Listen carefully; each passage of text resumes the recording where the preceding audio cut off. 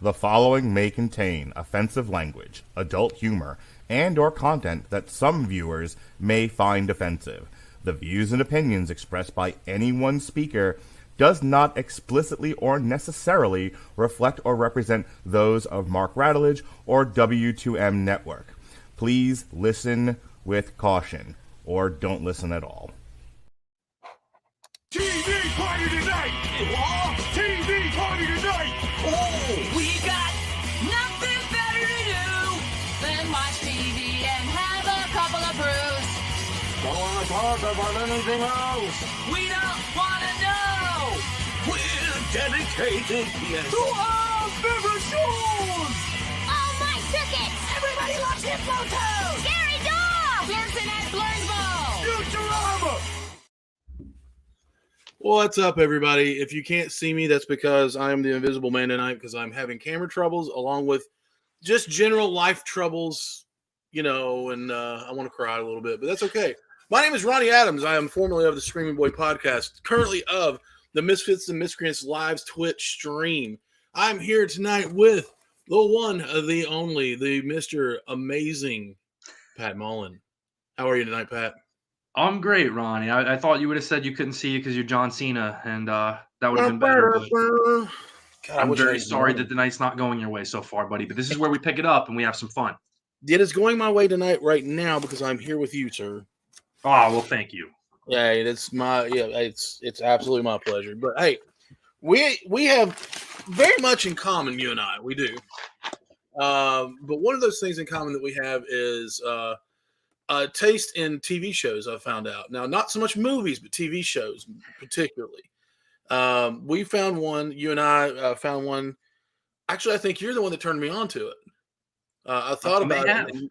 And you said no, watch it because it's absolutely amazing. And tonight we're going to be talking about the first season of the new Sylvester Stallone show, Tulsa King. Now this oh my gosh, wow, that was I feel like I'm podcasting with Mark. Yeah, right. Yeah, suck it, Mark. But anyway, no, I love Mark. We both love Mark. Yes. He helped us out tonight. We're running a little bit late because of my stupidity, but hey, Tulsa King is a crime drama television series that is currently on Paramount Plus streaming. Stars Sylvester Stallone. And it's actually, I think this is Stallone's first lead in a television show. Yeah, it is. He's always been a box office or, movie guy, and this is fly on the small screen. Right on. Well, he plays a mafia capo who just got out of prison and is sent to Tulsa, Oklahoma, where he tries to set up a criminal organization. Well, that's what caught my attention because I am a big Godfather, Mafia, anything fan. I eat that stuff up. I even watched what was the Bugsy Malone and all this, no, it's not Bugsy, but it's one of them that is not very good. And it had Christian Slater and a few others. Mobsters. With Richard Grieco and rough one, but I still love it. I still love it just because it's just one of those movies that I can no matter who you are, in my opinion, and I don't know if you feel the same way, and I'll open up to you. You always kind of want to be that cool.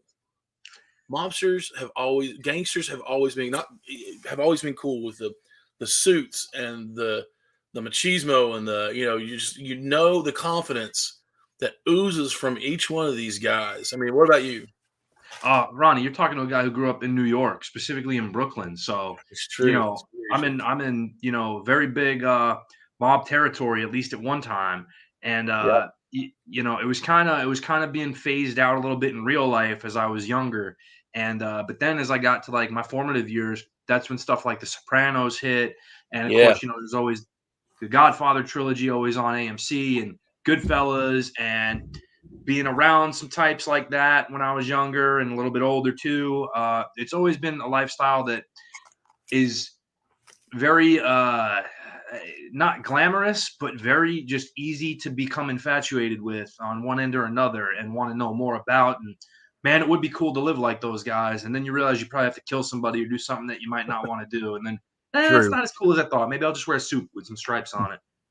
Well, the way that these movies make it looks very glamorous because of the suits and the rings and the power that comes with it. When you can walk into a restaurant or somewhere and they immediately start clearing your table off, and you sit down, they immediately know what you want, or they just bring you things. I mean, I've always wanted to watch. I mean, like, I'm not. Yeah, I've always wanted that. I'll be honest with you. It's some kind of life when Bobby Vinton sends you champagne as you watch him sing. Right, exactly. I mean, man, come on. If you're famous for Bobby Vinton to court or to impress, then you've done something with your life. And we're dating ourselves with the Bobby Vinton reference. That's a scene in Goodfellas. The modern day equivalent of Bobby Vinton would be like if Michael Bublé sent you champagne down at your table as you watch him sing. Exactly. Or the Rat Pack. Even the youngins know the Rat Pack. I hope everybody knows Old Blue Eyes, but probably not. But the cool thing about this too is, we love mob stuff. I mean, obviously, we both have similar taste in that respect. But then on top of that, Stallone, despite being of Italian ancestry, very obviously, is not an actor very associated with these types of movies and films. Right. He did Oscar, if you remember that one, Ronnie, which was a Try not mob to. comedy. Yeah, And I try not to remember it, but not there. one of Sly's most beloved works. But and then he did some minor stuff like Get Carter, Avenging Angelo, when he had been kind of phased out of Hollywood when they told him, "Hey, you're too old to still be starring in things, Sly." Yeah. And but they weren't really of this type of ilk where it's more he's a mobster doing mob guy things. And so the appeal of that being a lifelong, basically Stallone fan, in this vein and in a series nonetheless, not even just 90 minutes or 2 hours, but a whole series. Right. Was really appealing to me to start with. Yeah, I've never seen Stallone. Of course, he hasn't done it in a series, and that's what you have those different kinds of actors that they're just born for this, either the screen or the small screen, or the big screen or the small screen. And Stallone has always been the big screen guy, and I never thought he could pull off an episodic show. So far, man, this show is, I'm not gonna lie, this show is like, for lack of a better term, riveting. It keeps me coming back, man, every single time, whether it's a cliffhanger or whether it is, or if it's just a simple ending that just, that something's about to break off next episode, or even if it's just like, hey, maybe he buys a horse next episode or something. Which happened. Which did happen. So I've loved every minute of the show. I've not really come into anything that makes me go, eh. But even down to the music and everything else, the camera work. Now, when I first heard about it, Tulsa King, I said they're going to try to pull off organized crime, mobster stuff in Tulsa, Oklahoma. Not known as the mob forefront of the United States. Not known for much in the United States other than, ranches and horses and things like that. So, it's definitely, not only is it a mob show, but it's a fish out of water story as well, sort of. Yeah. And how well he acclimates himself to whatever, how well he acclimates everyone else to him. It's not that he's getting used to out there. He's making sure they get used to him because he ain't changing. And that's the other thing I love about it. He's not one to really make sure that he fits in everywhere. He makes sure everywhere fits him in. Yeah, to quote the great cartoon character Popeye, I am what I am. And, Absolutely. As opposed to most fish out of water stories we see, it's usually someone coming to terms with the change of their environment and adapting to it. This is a guy who is who he is, and he's going to have the environment adapt to him and the people around him adapt to him. And that's why it's funny to say this, but in 2022, now 2023, we have a concept with a fresh take starring Sylvester Stallone. Oh my gosh. And then, I mean, Stallone's amazing, but he's no spring chicken right now. He's 75 years old. And he still looks like he's cut from pure stone. Yeah. But he's you can tell there's a little bit of age creeping in there. The tattoos are starting to fade a little. things like that. I mean, But- listen, we should all hope to be 75 years old, first of all, to even live that long. Amen Second to of all, that. to look as good as Sly does and carry himself as well as Sly does in this point, Straight, the shoulders back, the straight posture, and everything. I'm like, good Lord. Well, I mean, and they don't shy away from his age in this either. I mean, No, when we come into episode 1, he is just getting off a 25-year stint in prison that he took on the chin to keep other people out of trouble. Yeah, and that's an important part of the series and of the lifestyle to kind of set it. And we'll also mention that this series was created by Taylor Sheridan. Oh yeah, absolutely. Taylor Sheridan, also the creator of another one of my favorite series, and I'm pretty sure it's one of yours too, Ronnie, Yellowstone. Oh my God, I love Yellowstone. Yeah. Also with one of our childhood favorites that we grew up with, Kevin Costner. Yeah, and a lot of the creative team and the writing team that's on this show has, if you look at their list of credits, they've worked on stuff that I love and you love too. Obviously we just named Taylor Sheridan, who had worked on Yellowstone. He worked on Sons of Anarchy. You have Terence Winter writing. Yeah. You have Terence Winter writing about half the series, who worked for a long time on The Sopranos. I believe he's authored about a third of that series screenplays. You have Regina Corrado, who, if you don't know who Regina Corrado is, she worked on Deadwood and John from Cincinnati, 2 very popular HBO series, although one was canceled very early. But 2 series with cult followings that I happen to enjoy both series. So for someone like me, this is like an all-star panel of creators and writers forging in to make this series. Absolutely, man. And reading that and it finally sinking in, I understand why I love it so much now. But because I'm into, no matter what, I mean, I'm really into Yellowstone. I do like the other 2 spinoffs, which are dates, and I'm terrible at dates, but 1888 and or 1883 and 1923, I believe they are. Yeah, that's right. But which I'm a Sam Elliott fan through and through. No matter what he does, he could just look in the camera and say "amigo" for a half an hour, and I would give it 5 stars. I'm a Harrison Ford fan for the most part. And there's our first difference of the night. Yeah, there it is. Yeah, I said for the most part. Now, has he done bad things in the past? Yeah, he's done a couple. You've mentioned Patriot Games, and I'm not a big Patriot Games fan either, but there's other things that we won't talk about. The 4th Indiana Jones movie, which doesn't exist, but it's hard for me to not like Indy, but he's pretty good in this. I mean, all he has to do is just stand there and be old and grizzled, which he got down pat. He's 80 some years old now. Yeah.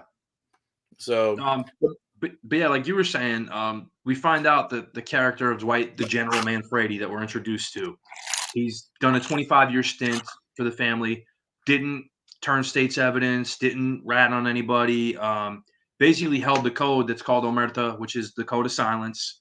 And that's what's expected of a wise guy when they go away. You take it on the chin, you do your time, and when you come out, things will be okay.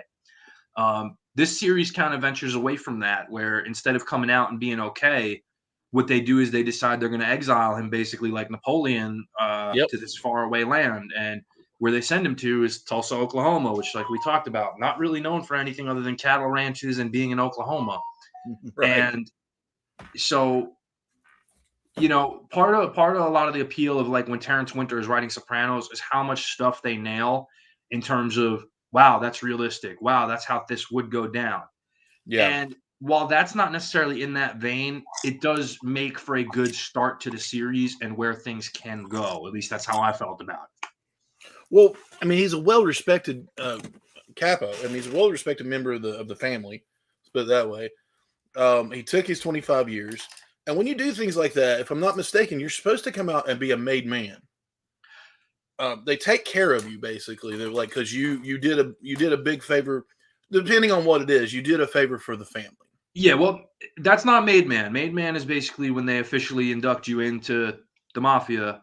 Gotcha. When they open the books, that's a little different. But in this instance, when you do your time like that as a stand-up guy, you don't say anything, you come out. You're supposed to come home to big wad of cash. You get your old rackets back, whatever they may be. Maybe it's collections in this vein, or maybe you have a company that does construction in this. You're back into that field. If you had customers of yours, say, and you were bookies and taking their action, you get them back. At least that's the way it's supposed to be. For example, you've seen Goodfellas. Yeah. The character Billy Batts that is killed in Robert's Lounge Bar by Tommy Oh, and yeah, Jimmy. yeah. That guy had just gotten home from jail. In real life, what had happened was that character, the real Billy Batts, had come out of jail, and while he was away, Jimmy, the character played by Robert De Niro, had taken over some of Billy's enterprises and didn't want to give them back. So rather than give them back to Billy, they just decided to kill him, and they'll just keep everything. Right. Which is also another big no-no, and we'll talk about that because that happens in episode 1. So Dwight gets out and gets told he's being exiled to Tulsa, and he has a little bit of a tit for tat with another captain, Vinny, and in response, he breaks Vinny's jaw. Yeah, yeah. And Vinny's played by Vincent Piazza, but he's also another made guy. And one of the big rules in the mob is no matter what, unless you receive a boss's permission, you are not to put any type of hands on another made guy, regardless of the circumstances. So that and alone would be enough to have somebody killed if they touched another made guy, as is what happened to Tommy in Goodfellas. And in this instance, it would normally be if Sly broke his jaw, okay, Sly's got to go. But they address this and build on the narrative and have some fun with it, which I'm okay with. Right, absolutely. The whole show, oh gosh, I mean, even though he's a bad guy, and look at that, I just turned something on and it is broadcasting, so I better turn that off. I was just trying to see what would work, and that does work, thankfully. But now I've embarrassed myself. But anyway, but he is technically a bad guy, per se. But you can't help but cheer him along, even in the first episode. You're like, okay, what's this guy? He's getting out of prison. We don't know what 25 years. We don't know what he's going to do with himself. He gets back, and they say you're exiled to Tulsa, Oklahoma. Go out to Tulsa and start earning. That's your only. Find your own way to do it. You're not to come back here. We don't have anything for you in New York. Mind you, it's not as though they're sending him to an operation they already have up and running. Right. Which sometimes is the plan when things like this happen, where it wouldn't necessarily be in a Tulsa, Oklahoma, but let's say they're a family that's based in New York, and they have an operation that they need help with running, non-tax stamp cigarettes from North Carolina to New York. Hey, we need you to head down to Charlotte and supervise that end for a little while. Something like that. This, they're basically sending him off into no man's land with no one and nothing. So they tell him, start earning. So it's up to him.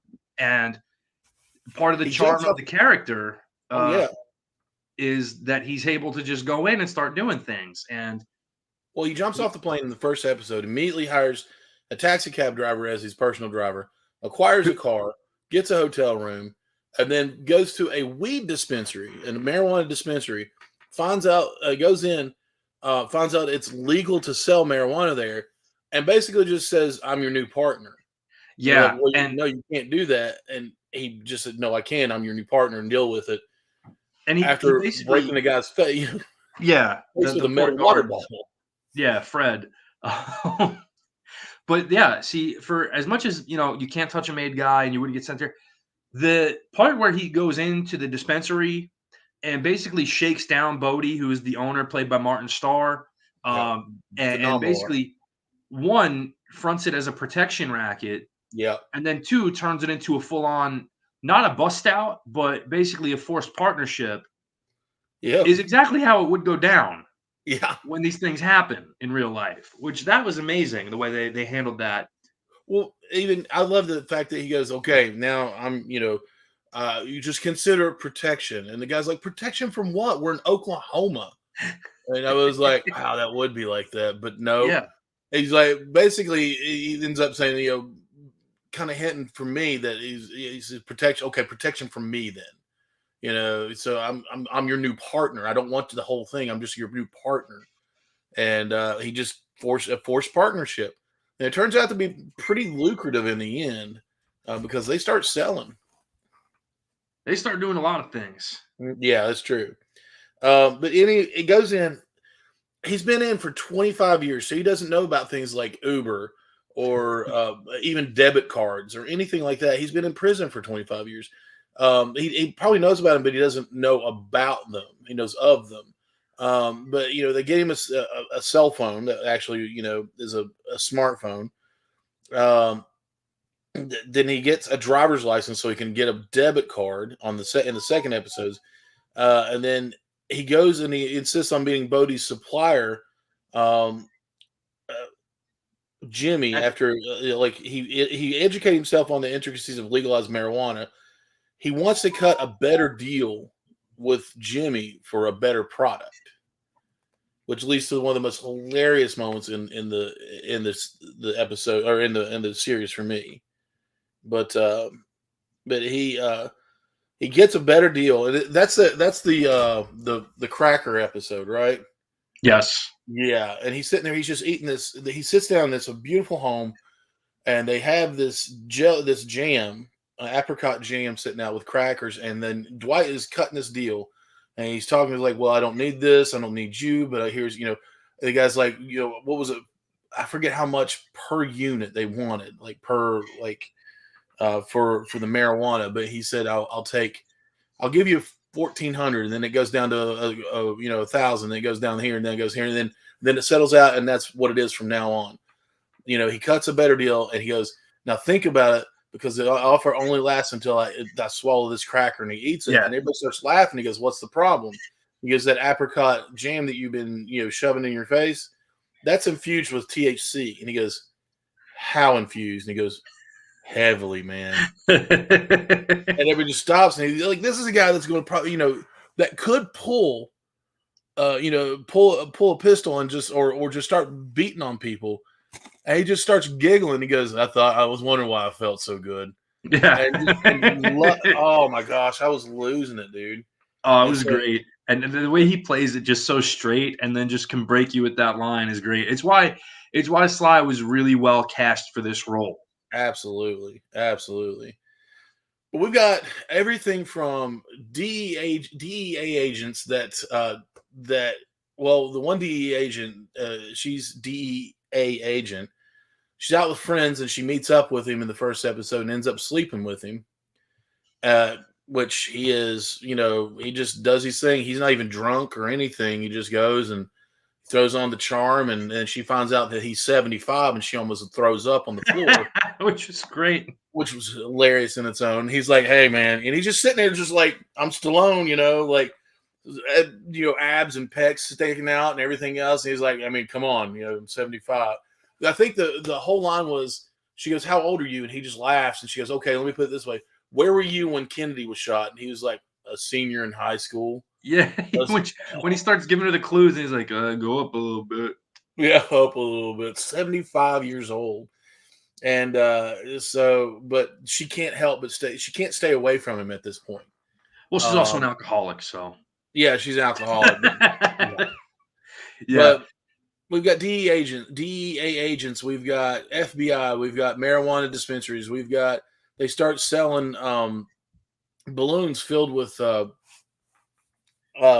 nitrous oxide. Nitrous oxide. I was going to say nitro for some reason. I don't know. You've got motorcycle gangs that are getting into his business. You've got old friends that think he's there to kill them, and they turn out on a horse farm. They turn out working for him.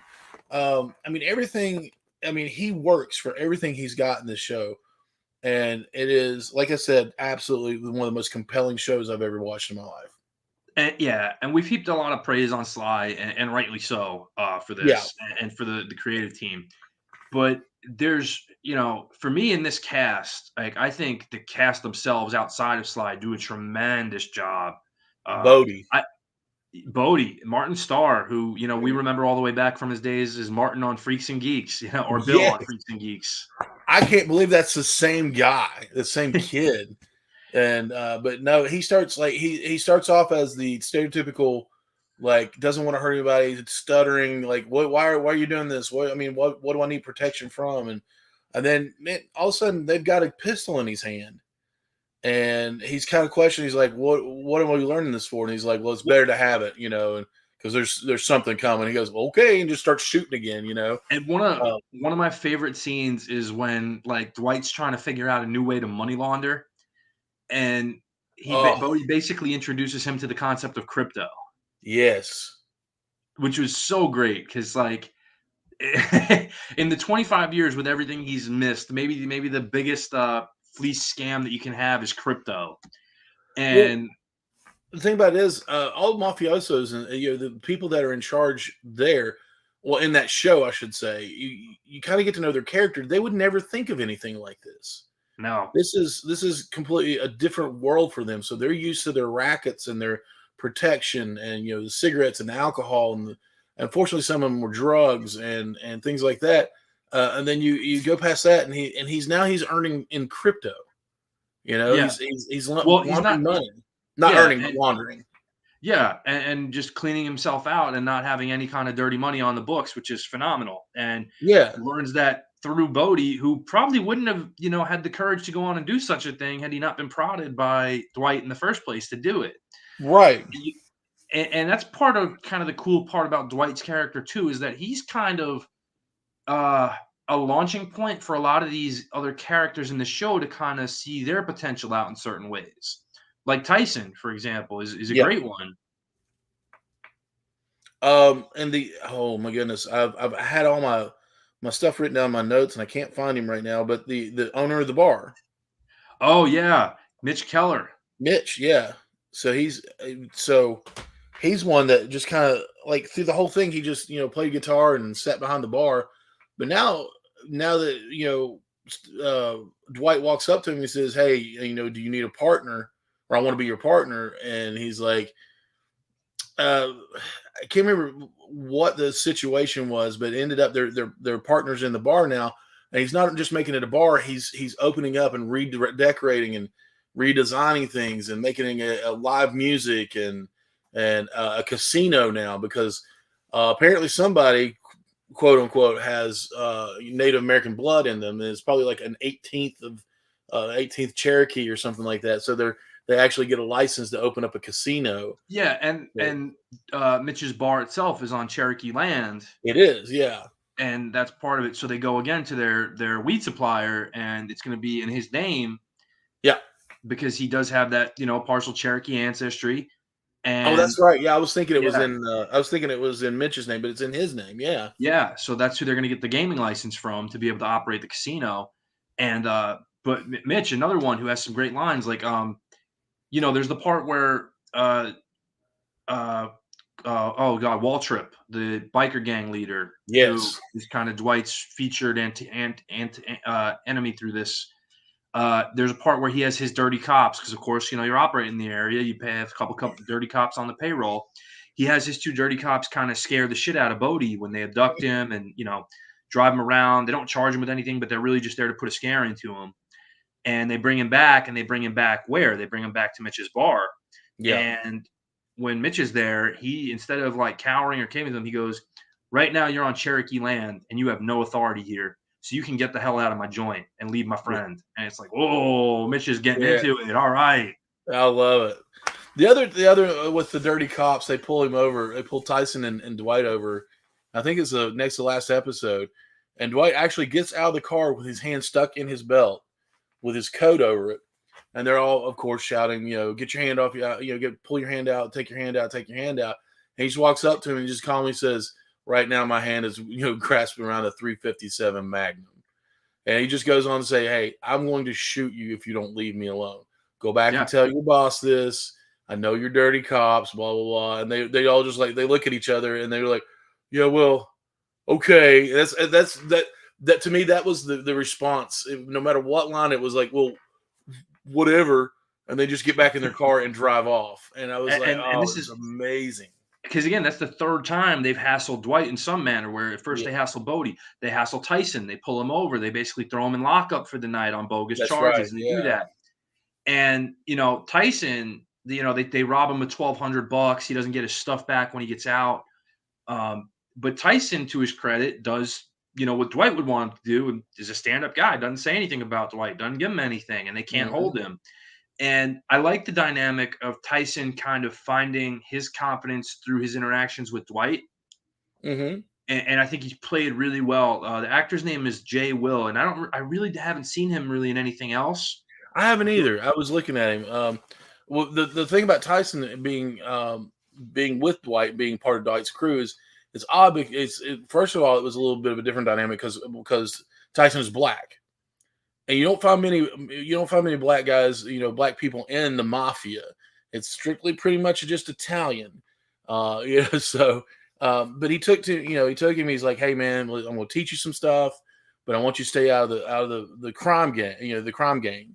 But no matter what, Tyson's like, no, I want to be you. I want to be the rings, the suits, the power, just like us, but he's working for him. So now he gets smack in the middle of it. He starts getting arrested and getting shook down and stolen from. But like you said, he's a stand-up guy and he doesn't say anything. And I like the dynamic that Tyson has with his father in the show. Oh, that's so good. Yeah, where it's very clear his dad doesn't know exactly what's going on, but he has a pretty good idea of what it is and what it's encompassing. And has some pretty harsh talks with his son over it about what he's doing with his life and where it's going to go.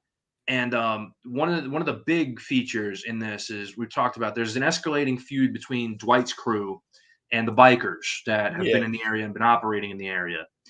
And it's going to come to a head where they're going to basically attack at Mitch's and Dwight's bar. And they know the bikers are coming to get them there. So rather than let his son be in there and take the brunt of it, Tyson's dad goes in and goes up with these guys to take on the bikers. And it's one of those moments where it's like, oh, man. I'll be honest, that one almost broke me because I was like, this dude knows and has actually said that he can't support his son in the decisions he's making. Goes and grabs a loaded shotgun and goes to work on these guys that are threatening his son, actively threatening his son. He doesn't really care about anybody else in there. He just wants to protect his son, and that he does, and that. And so it's one of those moments where like they really hit that fatherly love note on the head. That was powerful to watch. Absolutely, because it was just like, wow, this dude who didn't stop his son from moving out of the house because he told him you can't stay here anymore. He basically kicked him out because he was, he's working for a criminal, and he's like, you can't stay here anymore, son. Your mom can't handle it. I can't handle it. You got to go. And so he kicked him out. But yeah, even after that, he still grabbed a gun, and defended his son. And that's the thing I think a lot of shows and movies maybe miss at this point in time. Because they, there was an issue the other day where it was the Critical Drinker on YouTube brought it up about how they don't know how to write men anymore. And that's something where, I didn't get to experience it, but you did because you had a great dad. Your dad's not going to agree with everything you do, and he's going to actually be pissed off at a lot of stuff you do. Amen. But his love is still going to be there. That's true. And, that's how a man reacts to things. He'll tell you straight up, like, what you're doing, I can't support and I don't agree with. But it doesn't mean he's not going to love you. You're not his son at the end of the day. You know what I mean? Right. And so that dynamic between the two of them was incredible. Like, I loved seeing that. That was so well written. Each guy played their part so well. And I think that was great. And let's talk about kind of our we have Andrea Savage's Stacy is really the female lead of the show. Mm-hmm. But we also kind of get a secondary female lead in Dana Delaney later. Yes.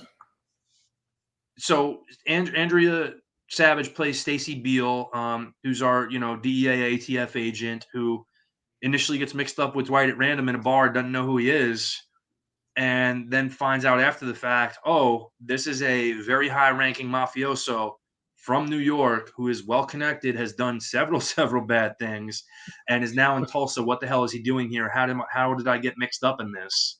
Right. But like any toxic relationship, she just can't quit them. And, has some issues on the side where you find out she's struggling with alcoholism.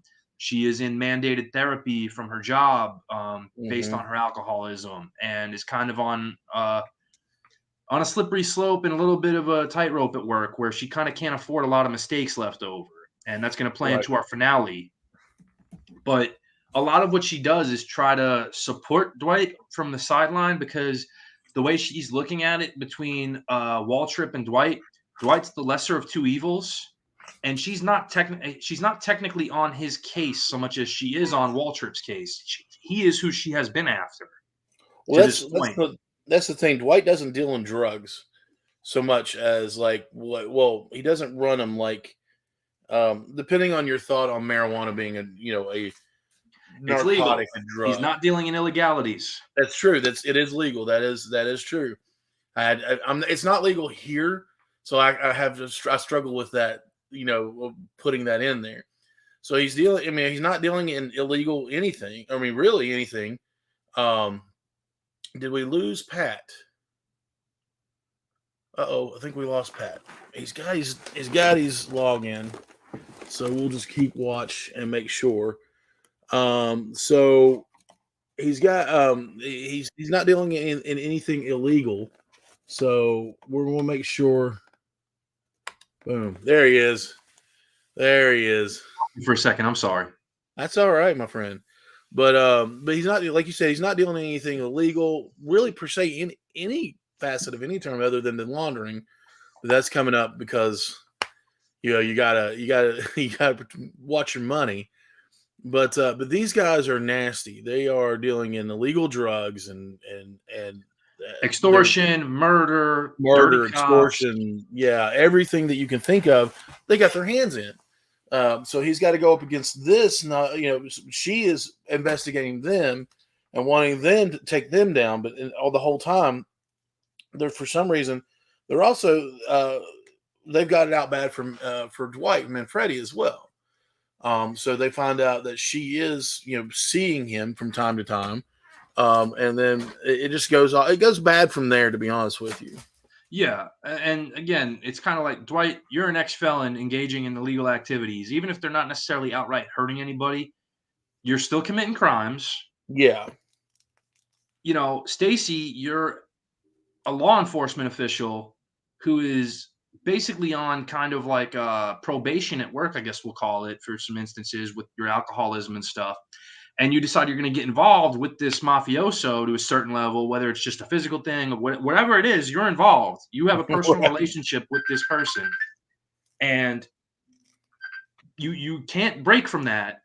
And so it's one of those things where that this is not going to go well for you one way or another. Like, it's just not going to happen, but yet you still tie into it. She insists on it. Yep. I think she does play a really great conflicted role, where she's trying as much as she can to divert attention from Dwight and his activities to put them on to more Waltrip, because that's who she's been investigating. And yet she can't separate herself enough where the ties to Dwight aren't obvious and raise a lot of questions from, her superiors. And eventually that culminates in, the finale, which we'll get to a little bit later. And it's well done. And I'll tell you this, like, the therapist office definitely gave me vibes like back in Tony Soprano and Dr. Melfi's office. Yes, yeah, I'm glad you said that way. Yeah. And I'm glad they didn't over devote time to it. She's a character who does need that ability to internally monologue, and we need to hear those thoughts out, right? And I think one of the things, and if you actually notice, the person playing her psychiatrist or psychologist, whichever she's seeing, was the dean of Columbia on The Sopranos. Holy crap, dude! Yeah, holy crap, you're right. That's wild. Yeah, Dean Ross from Columbia on The Sopranos. But also with part of that, a lot of the mysticism of the original Sopranos was hearing Tony talk to a therapist and dialogue with it. Now, by season 5, it kind of got played out because you understand that this is just a fruitless exercise. And that's why they phased it out more in those latter seasons, where they understood the premise of it is kind of lost its novelty. And now people just kind of want to see a straight up mob show. Right. Here, it's still purpose driven, which is good for the writing. And we didn't get an overabundance of it. I think we got 2 instances of her talking to her therapist about what's going on with, that Yeah. stuff and her drinking and all that. So I think that was, well handled. No, I agree with that. Um, to say that the therapy scenes in The Sopranos weren't ones that I fast forwarded through after a rewatch I would be lying if I didn't have said that. But Yeah. they didn't overdo it. It gave you the information that you needed for the character, and it was done well. So absolutely, I agree with that 100%. So along with her, there's another female character in this. You could say maybe supporting role. Is Dwight's daughter. Oh yeah. We could talk about Tina too. Yeah, so she's an interesting character. At first you think At first I thought she was going to be your typical bratty I'm a gangster's daughter, kind of like I'm a criminal's daughter. I won't forgive him, because he left us and he was gone for 25 years and everything else. But Tina she's got some depth to her. There were things that happened while he was in prison that Dwight, of course, doesn't know about. Yeah. And that really lends to building her character and why she is a little more unforgiving of him than she needs to be, or than we think she needs to be. And then when those things start opening up, you're kind of like, oh wow, I get that now. We can understand her being mad at the idea of her dad having gone away for 25 years because he was involved in illegal activities, and as a result, that cost him and her their relationship, basically, because he just wasn't there. He wasn't around and wasn't going to be. That's enough to understand why she'd be upset and maybe not want to have that go on. But like you talked about, she drops a little bit of more of a revelation on us during that time. So apparently, while he was in prison, there was an instance where Chicky is the gentleman that sent Dwight to Tulsa. That's Right. the boss's son. Yeah, Chicky is the underboss of the family. He's Right. a step below his father, who is still alive at this point and is the acting boss of the family. But apparently, one of Chicky's men, Nico, and warning and everything, she was raped by Nico. And despite Pete swearing to protect her, this guy named Pete was going to protect her the entire time while Dwight was convicted. This unfortunately still happened. And then finally, 25 years later, almost, I know he, as a father, he would feel 25 years too late. And of course, with her, it's just, it's something that, like she doesn't care what happens to other people.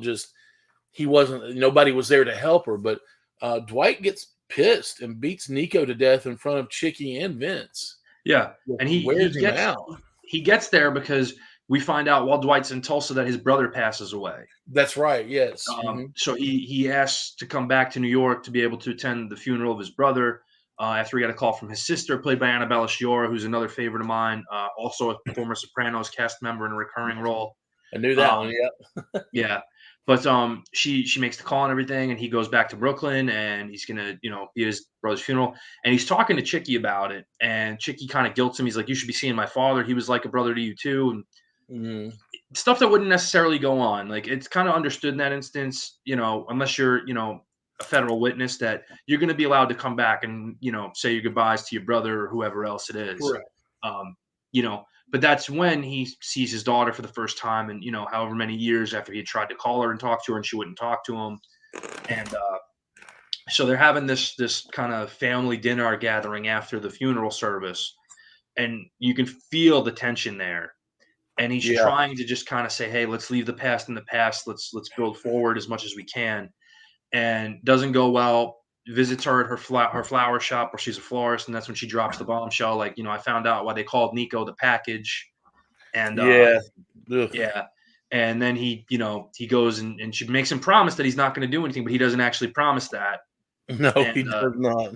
Yeah, and sure enough, he goes and beats Nico to death based on that. And this is after he went to the hospital to see the boss of the family, and basically he's like, kind of strong arming him into admitting he knew, but he really didn't know that this went on when he talks to Pete, the boss. And, that's when Sly realized, okay, he didn't know, but, maybe somebody else did. I don't know. And he just takes it upon himself to do this in front of Chicky, who's the underboss, and kill the guy, and basically kind of tries to rebuild his relationship with his daughter, invites, when he finds out that there's probably going to be some kind of retaliation, tries to get his daughter, her husband, and the kids to come down to Oklahoma to visit. And sure enough, her husband does get beat up at some point, and he can't outright prove it, but he's very sure that it was Chicky sending guys to scare him and, do whatever. And so you get that instance, but Tina at least is more open to, at this point, seeing that her dad really does love her, really does want to be a part of her life, and thinking that he has started anew, is willing to give him that second chance, and does go to Oklahoma to see him in the finale. And again, I think the conflict is there. It becomes a little less guarded than it probably would organically at this point. Yeah. But we also know that there's some time that's passed between those events and the finale, so we don't know exactly how much time. Well, the bar has been. I mean, the bar in the finale between the gunfight between the biker gang and Dwight's crew. That is a massive gunfight, and actually ends up Dwight with one of the coolest moves I've ever seen in a fight. He just runs out and beats the crap out of the leader, Walter, grabs his head and slams it against the wall. And I thought he slammed it on a pair of antlers that were on the wall. I was like, oh my gosh, that's how he killed him. But no, he pulls out that 357 that he has on him and just sticks it up underneath his chin, like between the ear and the chin there, and then turns his head and doesn't even look at him and pulls the trigger. And I was like, oh, well, that's even colder. Yeah. That's just cold, man. He's just like, it's like, don't kill me, don't kill me, don't kill me. Boom, pop. And I was like, and he just watches as the guy slides down. He doesn't even watch him slide down. He just puts it back and he walks off. Like he's taking out the trash. That's how little that man meant to him. Yeah. It was just another thing they had on the checklist, and he just walked off from it. And then we have our third kind of female that we mentioned earlier, Dana Delaney as Margaret Devereaux. Yeah. Who is the owner of the horse ranch that Sly frequents, and then eventually buys the wild horse and has posted up there, and hires the former waitress Spencer, who is his daughter Scarlett in real life. Yeah, to kind of oversee him at the ranch. And Dana Delaney is somebody who I've loved for a long time. I have had such a crush on Dana Delaney since I first saw her when I was young. She's gorgeous. I just think she's so beautiful and still is. And it doesn't hurt that she's a great actress. And absolutely. She's there to be a big contrast to Dwight and kind of wake him up a little bit in certain ways. Like after she gets to know him a little bit, she says, how'd you like to have dinner with me? And Dwight's like, we'll do. And I don't think he took it in the way that a woman shouldn't ask a man to dinner, but knowing that he's been away for a while, or out of that loop for a while, because she doesn't know he's been away yet. She'll learn that at dinner. But she's like, yeah, it's the 21st century. Sometimes us gals like to do that type of thing, and you kind of laugh at it. And she has this subtlety and nuance to when she delivers her lines that really just makes them feel very natural, and almost that, we're not watching a performance. And I just always think that she's never gotten enough credit for that. I agree with you, because what I'm sorry, I didn't interrupt you. No, you're good. Well, what I know her from, and I'm dating myself here, is a little show called China Beach. Yeah. She was amazing in that. I mean, like that show was just great. It was just good. And then right after that, where I really honestly, like you, fell in love with her, thought she's gorgeous and she's a wonderful actress, was Tombstone. Yeah. And just how she was just playing the aloof, actress, and how she was, I was like, Kurt Russell so mixed up, he was chasing her on a horse. And I agree. I was like, I would do that too. And I was a young man. I was like, I didn't care at that point. I was like, well, if a girl don't like me, I don't like a girl. No, I would be like, no, I would chase that woman. I would chase her I would on foot if she was on horseback. I wouldn't care. But she's just I'm singing her praises right now, but she's just wonderful. I love it. I'm glad somebody else an appreciation for her. Oh, absolutely. And again, the dichotomy of her versus the rest of the characters we've seen and interacted with. She is not a criminal. She is No. not involved in any type of law enforcement. She is an independent businesswoman who owns her ranch and runs her ranch the way she likes it. And it's kind of refreshing to see that type of character in a type of show like that, where there's no BS or no strings attached. She's just who she is, and she's doing things her way. And Absolutely.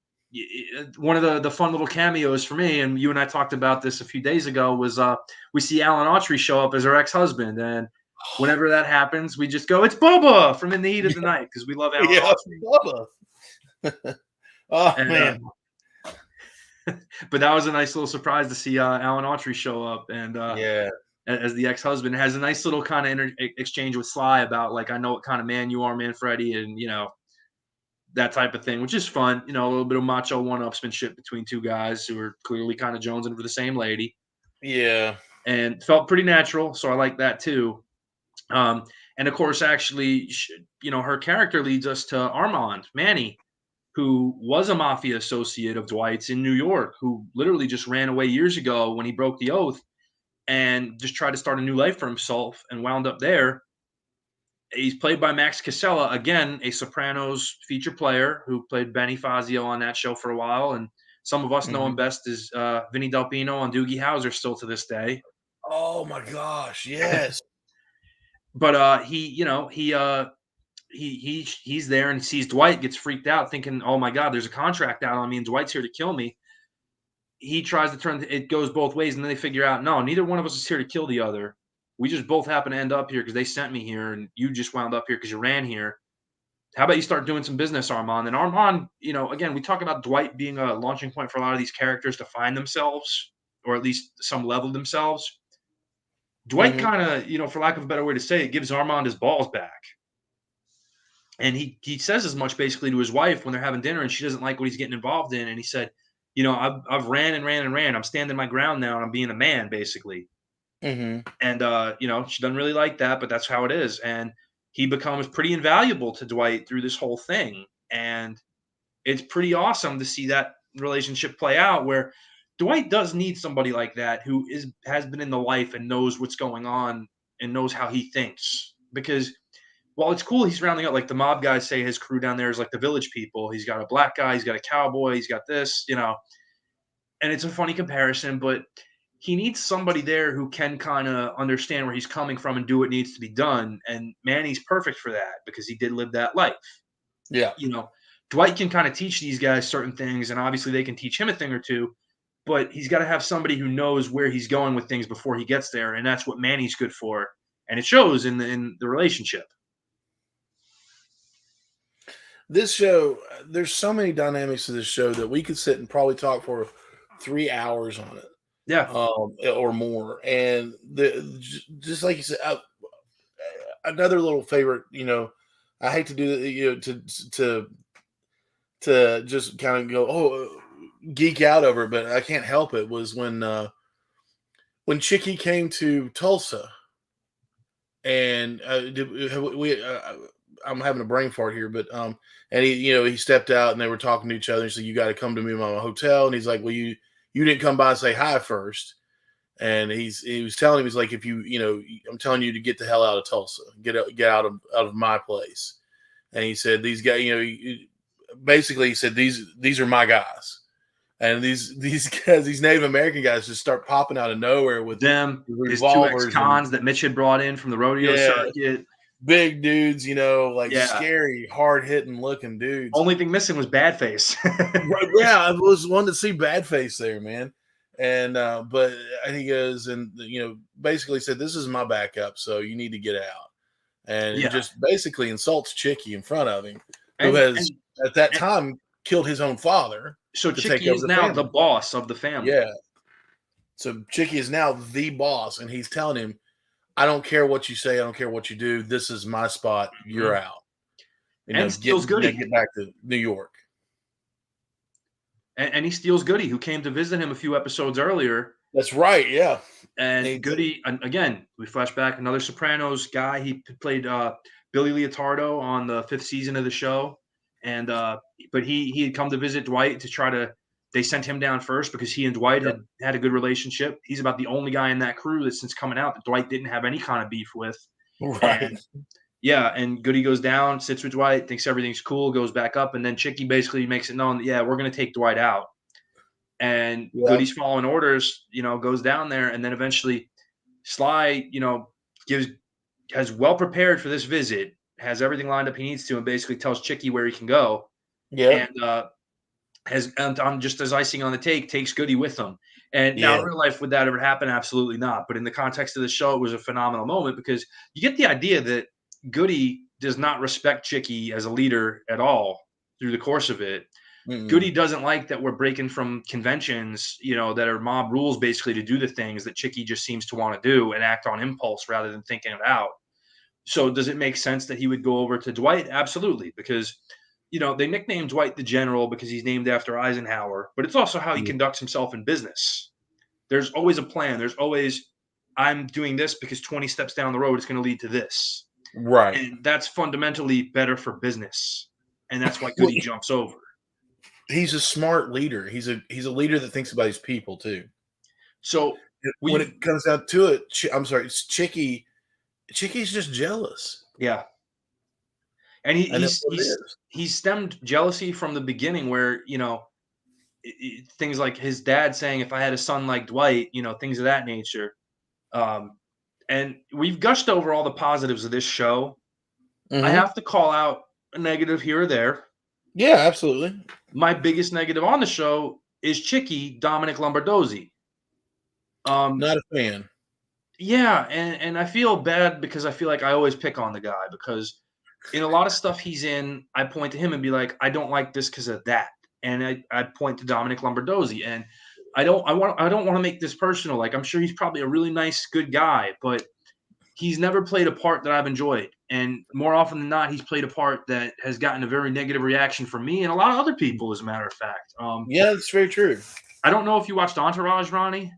A little bit here and there. Yeah. He was introduced in the 3rd season of Entourage as the 5th member of the gang from back in Queens. And he got such a negative fan reaction from everybody upon his introduction into the series. I actually remember reading about that. Yeah, everybody hated Dom. And so they had to write him out more before they really even intended to. And then Doug Ellen, who was the writer of that series, said, oh, no, I like the character. I'm going to bring him back somehow, some way. They brought him back for 1 episode, and that was all people could stomach, and that was it. They wanted to just wrap it up and end his thing. Yeah. He was the lead in a show on A&E called Breakout Kings, and I never heard anything positive about that show. No. And in this show, his performance stands out as very bad to me. He comes off as a guy doing an impression of a guy in a mob movie to me. I can agree with that. Go ahead. One last thing I'll say is, at the very least, people who are critical of this show, like from the pilot, he was one of the things they pointed to and said, look at that ridiculous wig on him, which I'm so glad that they worked that into the show, that it's a wig. Everybody knows it. Yeah. Thank the Lord for that, because they tried to make us believe that was a real hairstyle. Like, I was going to be like, come on. But this is also why you got to let things play out sometimes. Yeah. That's with me, I didn't have anything for him, but I didn't really care. Does that make sense? Like, he was passable. He was passable for me. But like you said, now that you've pointed it out, it's going to stand out to me that he's doing an impression of a guy. There's a guy doing an impression of a guy, and now that's going to bother me. Thank you, Pat. But no, he wasn't anything special, and I hate to say it like that. But to me, he could be replaced with just about anybody. But he was doing his job, and that's how I felt about it. But now I see your point, and I'm just like, well, yes, he could be replaced with just about anybody, and I wish they would, or they would just write the character off now. But we'll see what happens, and we'll let it play out. They hired him for a reason. Yeah. But I'm sure we're not done with seeing, the New York crew, no matter how much it looked like it when Dwight basically told them you can F off and head back to New York. Right. I'm sure that's not the end of it.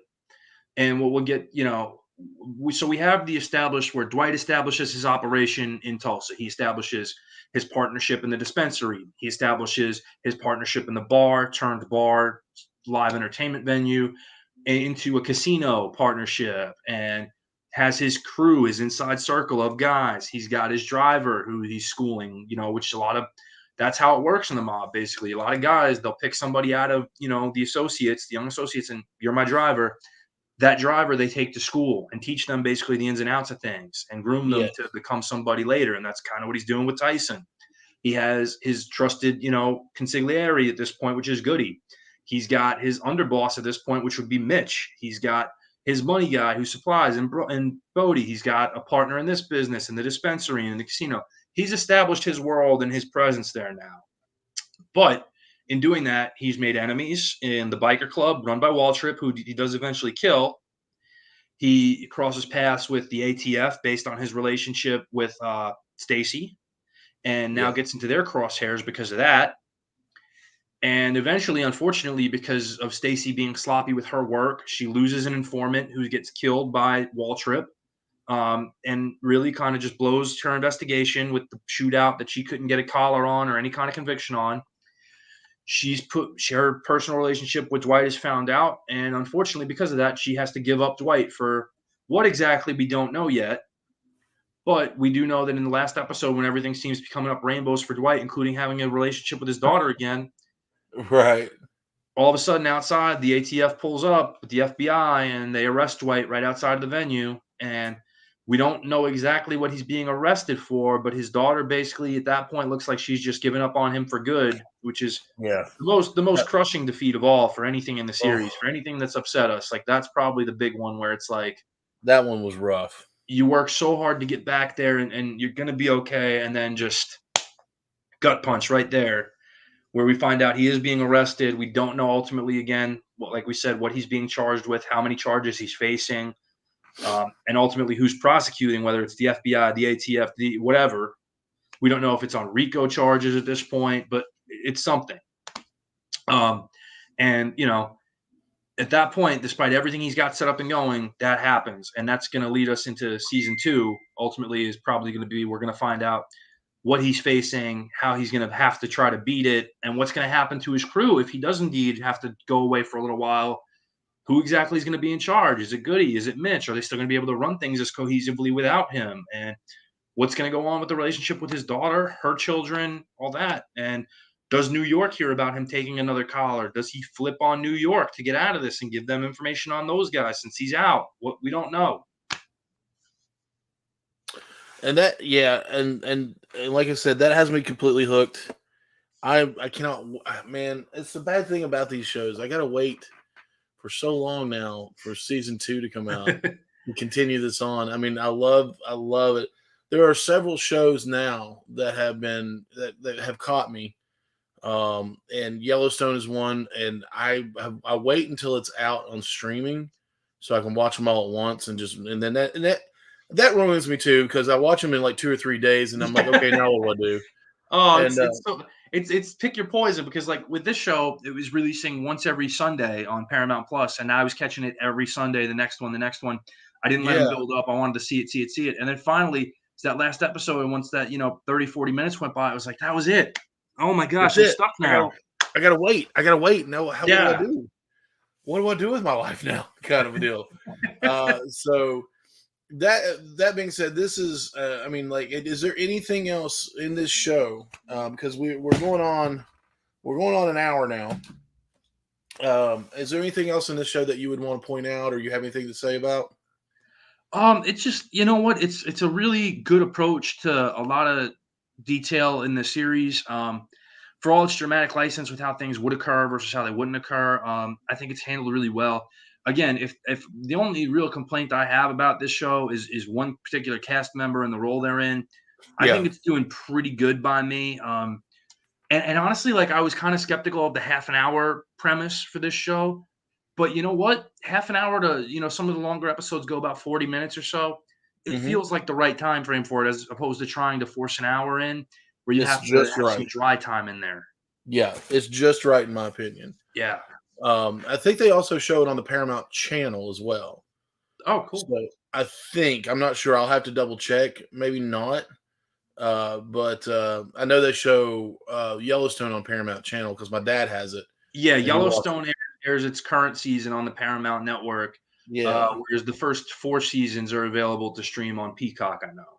And at Paramount, the 5th season will be available on Peacock as well. I think. Yeah, I think they're keeping streaming through one and showing it on the other. that's the plan right now. Yeah, and then but yeah, this show is. I'm probably wrong about the Paramount Network with this one, but this show has me honestly itching for another one. I hope they're filming it right now. Like I said, there's only a couple shows that have done that to me. One was Stranger Things because I just want to see how it ends. I just want to see where the craziness goes. Yeah, The kids are getting to be the kids are like 45 apiece now. But it's just like enough's enough. Let's do this, kind of deal. There's another show on Amazon. It's called The Legend of Vox Machina. That's an animated show. Absolutely ridiculous and phenomenal. I can't wait for the second season to come out. Yeah, for me, it's Cobra Kai. Cobra Kai. That was the next one. Season is in fact the next season is in fact the last season. And they kind of wrap everything up. I figured it would be, yeah, because you have Terry Silver. Where do you go out? Where do you go from there? Yeah. So I know he's your favorite. Yes, he is.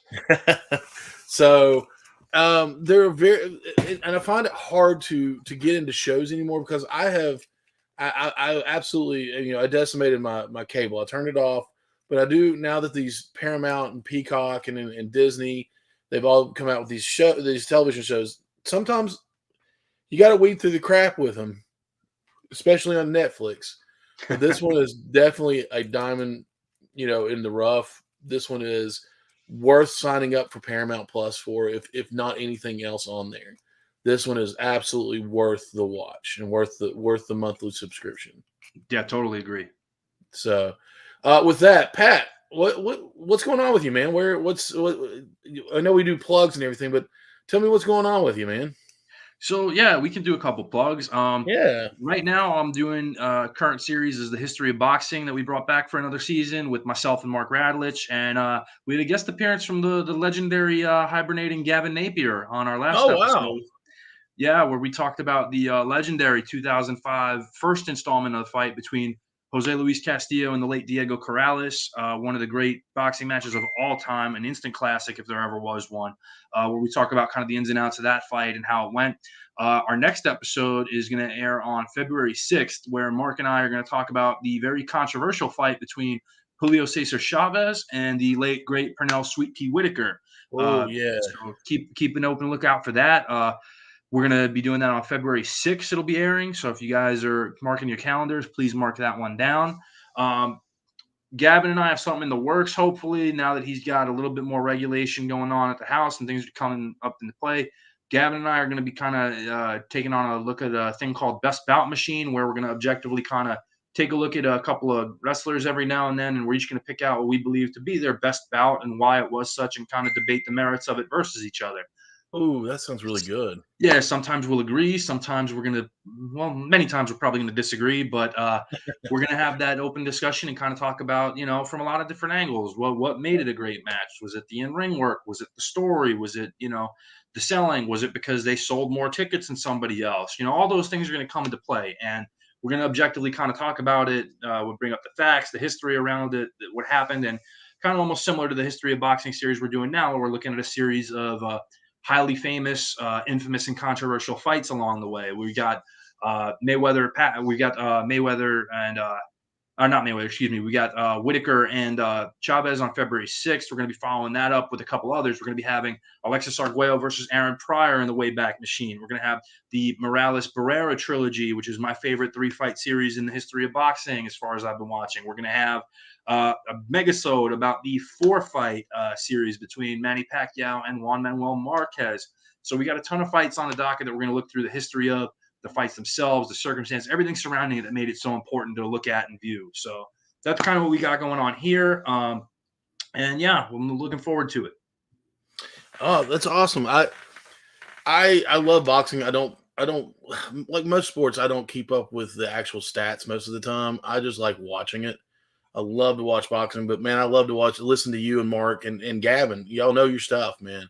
About boxing and definitely in wrestling as well. So I enjoy that. It's definitely something that needs to be listened to there. But we do it all for you, Ronnie. That's right. It's all for me, man. That way I know what's going on in the world. But as far as me, I have a Twitch channel that has been a little abandoned at times, but we're getting back into it. We do a bi-weekly live stream of Dungeons and Dragons. Now, if you're a RPG nerd like I am, that you've heard of the Open Gaming License. The Open Gaming License was something that was set into effect 20 years ago by Wizards of the Coast, who effectively own Magic the Gathering card game and Dungeons and Dragons, as well as a couple other things. And now they are owned by Hasbro. They wrote an open gaming license saying that anybody could write anything, a supplement for their 5th edition Dungeons and Dragons, as long as you don't use copywritten names and things like that. Like instead of like a beholder, they can use a gazer or whatever, a seer or something like that. But you could use these things and they could be used with the game.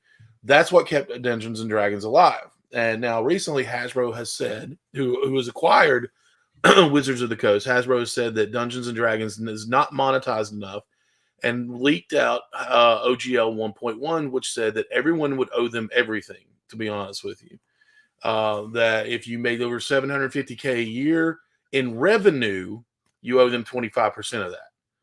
As well as if you make $50,000 a year, you have to report it to them and have a badge. And they can take anything they want from you without telling you and use it. And then it would target small streamers and large streamers alike, content creators and things like that, and get us copyright strikes. That is something that is going to be coming up this Thursday as I'm bringing back Screaming Boy Productions for one more time for a Screaming Boy one-shot, D&D and the OGL. So I'll be discussing that and what it could do and what it could have done, and the fact that Hasbro has rolled back on this stuff. Wizards of the Coast has rolled back on this stuff because the outrage and the outpouring of the community, which is kind of divided at times because of the old school and the new school and things like that. They were like-minded, banded together and said, no, F you, this is not what we want. So we'll be discussing that Thursday night at 9 o'clock right here on the Radiolation Broadcasting Network. I'm bringing back Scream Boy one more time. We'll see if it sticks or not. Probably not. But but yeah, I just want to talk about that because role-playing games are kind of a passion of mine right now. I've got more than 3 or 4 games that I'm doing right now, and some of them I need to start streaming again. But not just Dungeons and Dragons, but we do Call of Cthulhu, Kids on Bikes. I've learned I've learned how to play the Fallout game, G.I. Joe, Transformers, Power Rangers. All these are role-playing games that we have discovered, and I've learned to GM. We'll be diving into on our Twitch network soon. And that is an open invitation to anybody on Radiolation Broadcasting Network that wants to play. I'm going to be setting up these games soon. If anything sounds good to you, let me know. I'm also learning another one called The One Ring, where everybody gets to be a hobbit and make your way to Isengard at that point. And then there's, Alien, the role-playing game based on the movie. It's phenomenal. I saw that look there, Pat. It's a phenomenal. I've not had a party survive yet. So I would look forward to it every time, hoping they do survive. I'm not that benevolent of a GM. I do hope you make it through, but I'm not going to help you. But it's a lot of fun. We have a blast every time we do it. Another one is, like I say, Call of Cthulhu. It's based on Lovecraftian mythos, Cthulhu and all the others that I can't pronounce right now. But it's a lot of fun. Everybody plays detectives that work for Miskatonic University. So if you like that stuff, keep in tune. It's Misfits and Miscreants on Twitch, twitch.tv/Misfits and Miscreants. We'll be doing some more stuff on there soon. And as far as that goes, that's pretty much it for me. So we'll say this. Pat, you got anything else left? I do not, sir. Well, it's been an absolute blast sitting here with you, Pat, and doing this show. We love Tulsa King. We actually highly recommend it to anyone at any time. So we'll probably be back to the top season 2. Oh, I'd guarantee it. Absolutely. So, for Pat Mullin, I am Ronnie Adams. Mark Radulich is not here. We're going to say, have a wonderful night, and we'll see you on the flip.